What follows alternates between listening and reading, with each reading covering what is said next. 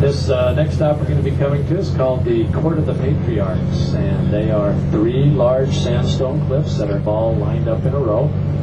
They were given their names by a Methodist minister who was in Zion Park back in 1916. His name was Frederick Vining Fisher. And one day he and a local boy by the name of Claude Hershey came up into the canyon, and just kind of on a whim they decided they'd start naming cliffs. Surprisingly, most of those names have stuck throughout the years, and they named the Court of the Patriarchs, the Great White Throne, Angel's Landing, and a few others. The names that they chose for these 3 sandstone cliffs were patriarchs out of the Old Testament. They named them Abraham, Isaac, and Jacob. There is a short walk you can take at this next stop. It's about 100 yards long is all. It only takes about 5 minutes. It takes you up to a viewing platform above the road and gives you a real nice view of the Court of the Patriarchs. You can do that on the way back.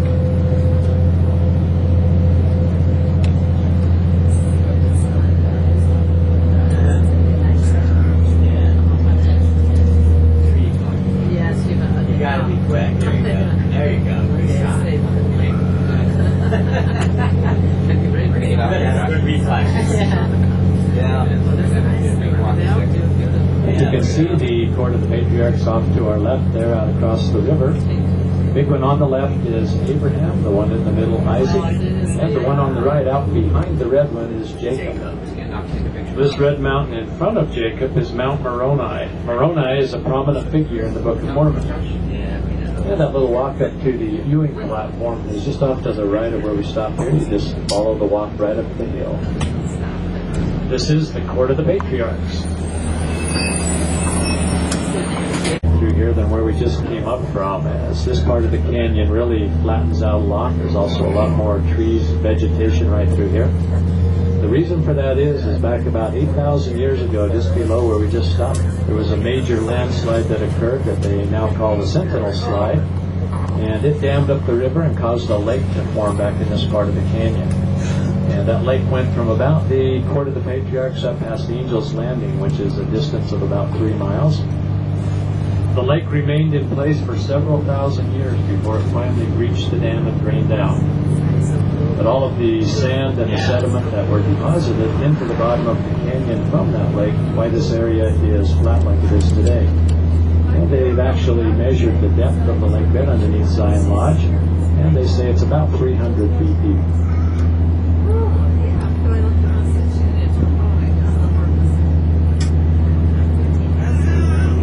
And this next stop we're going to be making will be at Zion Lodge. That is about the halfway point up into the canyon, and they do have lodging available there.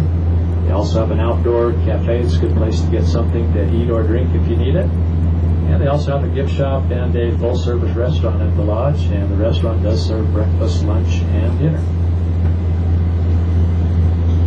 Also, the trails that go to the Emerald Pools begin at the lodge, and that's one of the more popular trails in the park. And there are 3 different pools that you can hike up to. There's something for just about every level of hiker.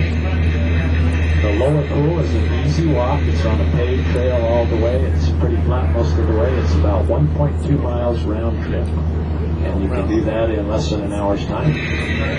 The middle and the upper pools, a little bit more strenuous of a walk than a dirt trail, and they're approximately 2 and 2.5 miles round trip. And those trails are kind of interconnected, so if you go to the lower pool and then decide you want to go on up to the upper ones, really easy to do.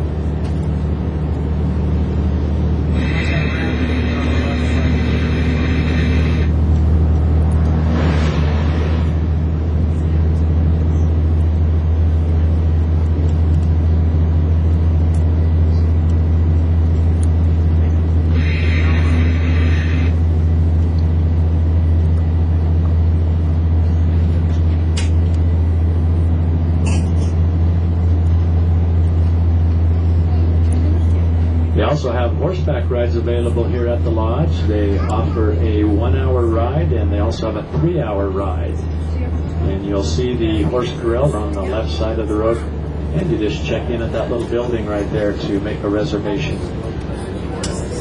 That trail to the Emerald Pools goes across the road. You'll see a bridge over there on the left, and you go right out across that bridge to go to all 3 pools.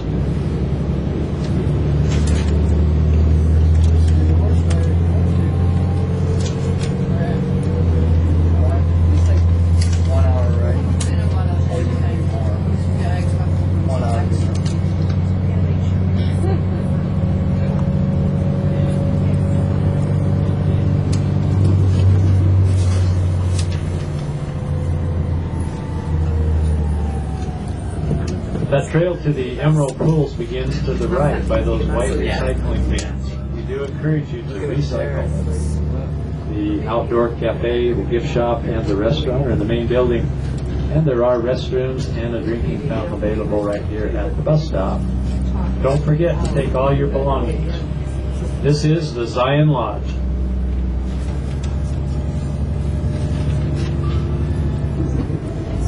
Yeah.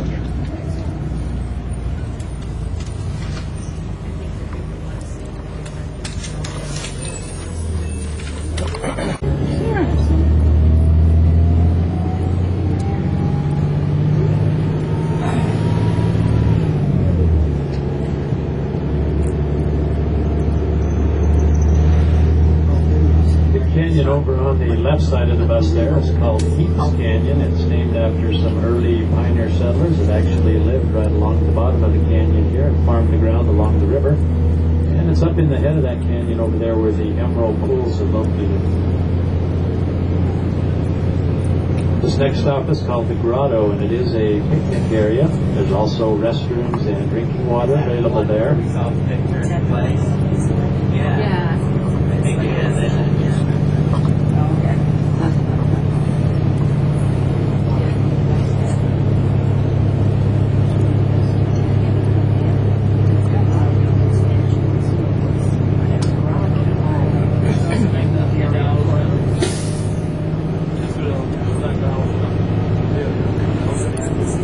Zion National Park is one of the oldest national parks. Been a national park since 1919.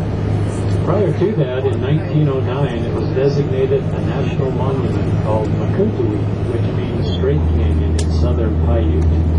But the early settlers that lived up in this area preferred the name Zion, and the name was changed. And the first visitor center to the park was located right here at the Grotto. You'll see a little red rock building coming up on your right through the trees, and that was the first visitor center.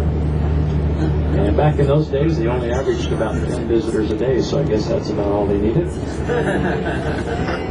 The trails that go to Angel's Landing, the West Rim Trail, and the Kayenta Trail, they all start at the Grotto. And all three of those trails are located across the road from where the bus stops. The year 2000 to cope with the impacts of increased visitation to the park. So it's not uncommon to have anywhere from 3,000 to 5,000 cars, 4 buses, and motorhomes up here on the scenic drive, competing for about 400 parking places. And if you do the math on that, it didn't work out very well.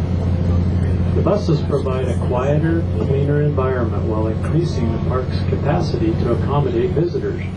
These propane buses are great energy savers, taking 2/3 less energy per person than a car.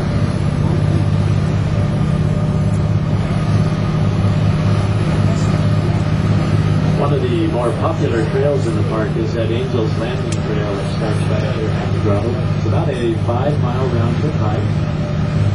Takes you right up through that cut in the mountain. It's right straight up in front of us there where it kind of comes down to a V and you can see the sky between the cliffs. As we go around this curve right here, if you look over towards that opening over there, you can see where the trails cut right out of the cliff.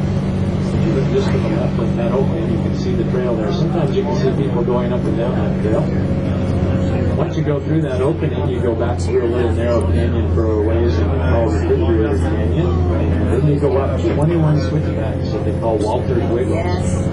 When you made it up to the top of those, you come out of a place called Scout Lookout. A lot of people will stop right there because it is a beautiful view from there.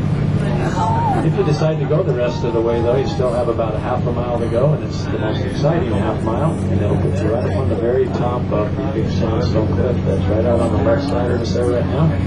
One closest to the road, that is Angel's Landing.